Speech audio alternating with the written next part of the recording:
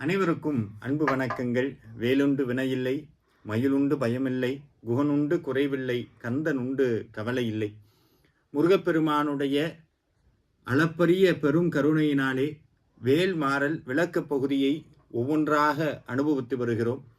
இன்னைக்கு சிந்திக்கக்கூடிய பகுதியானது ஒரு கவிஞன் இல்லை, ஒரு புலவன் இல்லை அப்படின்னு சொன்னால் ஒரு தெய்வ அனுகிரகம் பெற்ற அருளாளர்களுடைய பார்வை என்பது எவ்வளவு ஆழமானது அப்படிங்கிறதுக்கு ஒரு உதாரணம் தான் இந்த 2 வரிகள். அதற்கு முன்னாடி ஒரு உண்மையை சொல்லிடுறேங்க. என்னன்னா, ஒரு ஆராய்ச்சியாளர் இல்லை ஒரு சயின்டிஸ்ட்டு உட்கார்ந்து பல வருஷம் ஆராய்ச்சி பண்ணி கண்டுபிடிக்கக்கூடிய மிகப்பெரிய உண்மையை ஒரு ரிஷியினால இருந்த இடத்துல அவங்களால பார்க்க முடியும். ஒரு சின்ன உதாரணம் சொல்கிறேன். நீங்கள் அத்தனை பேருமே கோவிலுக்கு போயிருக்கும்போது நவக்கிரகம்னு ஒரு வழிபாட்டு முறையை நம்மளுடைய சமயத்தில் நிறுவி இருக்கிறாங்க. இன்னைக்கு அதுதான் மிகப்பெரிய வளர்ச்சி அடைஞ்சிருக்கு. என்னன்னா, சுவாமிக்கு இல்லாத ஒரு தனி மரியாதை நவக்கிரகங்களுக்கு இருக்குது. சனிப்பெயர்ச்சிக்கு வர கூட்டம் கோவிலுக்கு வருமானு, சாதாரண நேரத்தில் கோவிலுக்கு வருமானு கேட்டால் வராது. ஏன்னா அவ்வளவு பயம் நம்மளுக்கு. இந்த நவக்கிரகத்தினுடைய தன்மையை விளக்கக்கூடிய ஜோதிடம் என்பது வேதத்தினுடைய ஒரு அங்கம். அந்த ஜோதிடத்தை படிக்கும்போது நம்மளுக்கு ஒரு கூர்ந்த உண்மை ஒன்று புரியும். ஜோதிடம் என்பது முழுக்க முழுக்க முழுக்க முழுக்க விஞ்ஞானமாகிய ஒரு நூல். ஒரு சின்ன உதாரணம் சொன்னால் உங்களுக்கு புரிஞ்சு போயிடும். மாஸ் அப்படின்னு சொல்லக்கூடிய செவ்வாய் கிரகத்தினுடைய தன்மை என்ன அப்படிங்கிறத இன்னைக்கு பல செயற்கை கோள்களை அனுப்பி அனுப்பி நம்ம நிறைய ஆராய்ச்சி பண்ணுறோம். அதை ஏதாவது ஒரு சின்ன புகைப்படம் கிடைச்சா கூட நம்ம அவ்வளவு கொண்டாடுறோம். ஆனால் எந்த விதமான செயற்கை கோளோ இல்லை ராக்கெட்டோ எதுவும் இல்லாமல் ஒரு இடத்துல இருந்தபடியே அந்த கிரகத்தினுடைய தன்மைகள் இதுதான், அந்த கிரகத்தினுடைய நிறம் என்ன, அந்த கிரகத்தினுடைய கதிர்வீச்சு ஒரு மனிதனுடைய வாழ்க்கையில் எந்த வகையான மாற்றங்களை உருவாக்குங்கிறதெல்லாம் இருந்த இடத்திலிருந்தே ரிஷிகள்னால பார்க்க முடிந்தது. அதுக்கு பேர் என்னன்னா ஞான திருஷ்டான்னு பேர். வடமொழியில ஞானக்கண் கொண்டு பார்ப்பதுன்னு பேர். ஞானக்கண் எங்க இருக்கு? நம்ம பார்க்கறது புறவயமான கண்கள், நம்ம கண்களுக்கு இப்போ தெரியுதில்லை. ஆனால் ரிஷிகளுக்கு இந்த 2 கண்ணை தாண்டி ஒரு கண் புலப்படும். அதுதான் ஞான திருஷ்டம்னு சொல்றது. அப்படி ஞான கண் மூலமாக உலகனுடைய சகல விதமான விஷயங்களும் அவங்களுக்கு புலப்படும். எல்லா உண்மைகளும் இன்னைக்கு நடக்கிறது, நாளைக்கு நடக்கிறது, இந்த திரிகால ஞானம்னு சொல்லுவாங்களே, அது மட்டும் இல்லாமல் இந்த உலகம் உற்பத்தி ஆகக்கூடியது, இந்த உலகத்தினுடைய ஒவ்வொரு வேலையும் எப்படி நடக்குது, சூரியனுக்குள்ள என்ன இருக்கு, சந்திரனுக்குள்ள என்ன இருக்கு, எல்லா விஷயத்தையும் அந்த பிரபஞ்ச ஆற்றல் அவர்களுக்கு சொல்லி கொடுத்துறது. இறைவன் அவங்களுக்கு சொல்லிடுறார். அப்படி அருணகிரிநாதர் ஒரு விஷயத்தை சொல்றார். என்னன்னா, நான் சமீபத்தில் இந்த வேல்மாறல் விளக்க உரையை நிறையா பேர் சொல்கிறத கேட்டு அதில் ஒரு வேடிக்கையாக ஒன்று சொன்னாங்க. முன்னாடி எல்லாம் மலைகளுக்கெல்லாம் சிறகு இருந்தது, அதாவது ரக்கை இருந்தது, அது பறந்துக்கிட்டே இருக்கும். அதை இந்திரன் தன் வாழான வெட்டினதுக்கப்புறம் தான் மழை ஒரு இடத்துலையே இருந்துச்சு. அதுக்கப்புறம் தான் இந்த ஊரெல்லாம் நல்லா இருக்குது அப்படின்னு நம்மளுடைய சமயம் ஒரு வரலாறை சொல்லுது. இப்போ இதை நீங்கள் போய் யார்ட்டையா சொன்னீங்கன்னா என்ன பண்ணுவாங்க? சிரிக்க மாட்டாங்களா? அது எப்படிங்க, எங்கேயா போய் மலைக்கு ரக்கம் இருக்குமா, அதை மழை பறந்துச்சான், இந்திரன் வெட்டுனானா? அது என்னன்னா, இப்போ நான் சொன்னேன்ல, மலைகளுக்கு இருந்த ரக்கையை இந்திரன் வெட்டினான் அப்படிங்கிறது, அதை அருணகிரிநாதரும் சொல்றார். எப்படிங்க அது அப்படின்னா, இந்த 2 வரியில சொல்றார். என்னன்னா, திசைக்கிரியை முதற்குளிசன். திசைக்கிரியைன்னு சொன்னா 8 திக்குகளில் இருக்கக்கூடிய மலைகள்.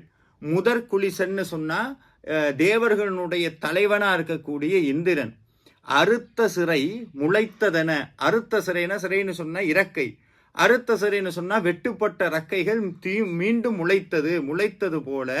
அதுக்கப்புறம் சொல்றார், முகட்டினிடை பறக்க அற விசைத்து அதிர ஓடும் அப்படின்னு. அதாவது மேல அண்டங்கள் மேல வேல் வேகமா போகும்போது அந்த அதிர்வினால கீழே இருக்கக்கூடிய மலைகள் எல்லாம் திருப்ப ஆட ஆரம்பித்தது.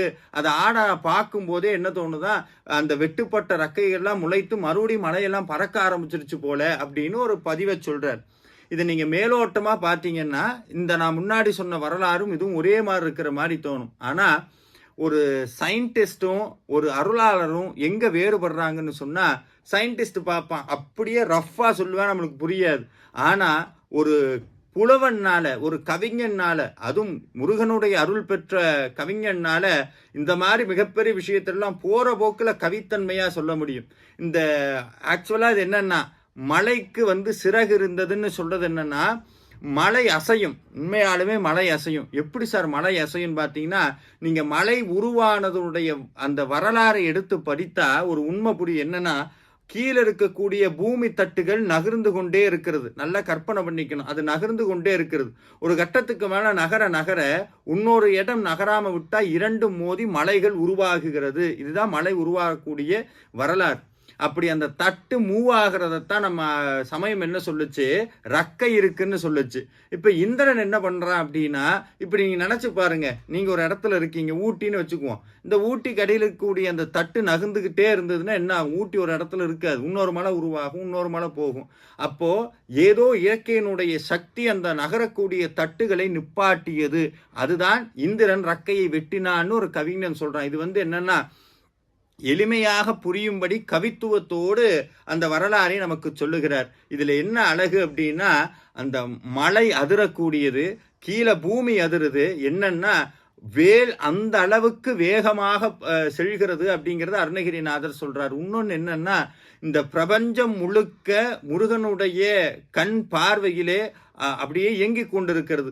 அவருடைய கையிலிருந்து ஒரு வேல் புறப்பட்டா அந்த பிரபஞ்சமே அப்படியே நடுங்கி குலுங்குங்கிறத அப்படியே படம் முடிச்சு காட்டுகிறார். அப்ப என்ன விஷயம் அப்படின்னா, மொத்த பிரபஞ்சமும் முருகனுடைய திருக்கைக்குள் அடக்கம். அவருடைய வேல் அப்படின்னு சொல்லக்கூடிய ஞானத்தினுடைய பிளவு, ஞானத்தினுடைய சீற்றம் என்பது யாருனாலையும் தாங்க முடியாது. இந்த அண்ட கோடி பிரம்மாண்டங்கள்னாலையும் தாங்க முடியாதுங்கிறத இந்த மலையை வச்சு அருணகிரிநாதர் சொல்றார். இது ஒரு விளக்கம்.